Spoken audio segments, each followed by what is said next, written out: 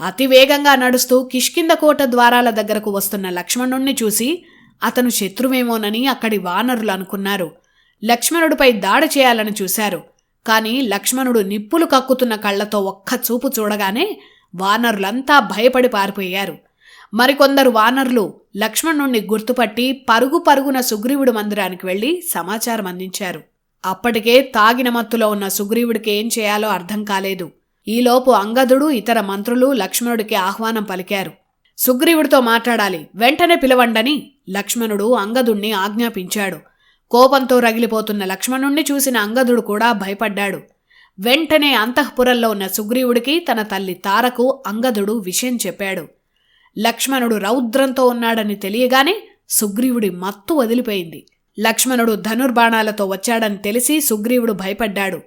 ఏం చేయాలో అర్థం కాక అటూ ఇటూ తిరుగుతున్నాడు. రామలక్ష్మణులకు తన మీద ఎందుకు కోపం వచ్చి ఉంటుందో హనుమని అడిగాడు. అప్పుడు హనుమ, నీకు ముందే చెప్పాను, శరదృతువు వచ్చినా మత్తులో తూలుతున్నావు, సీతమ్మ అన్వేషణ ఆలస్యం చేశావు, అందుకే వారికి కోపం వచ్చి ఉంటుంది, సావధానంగా మాట్లాడని సుగ్రీవుణ్ణి హనుమ అప్రమత్తం చేశాడు.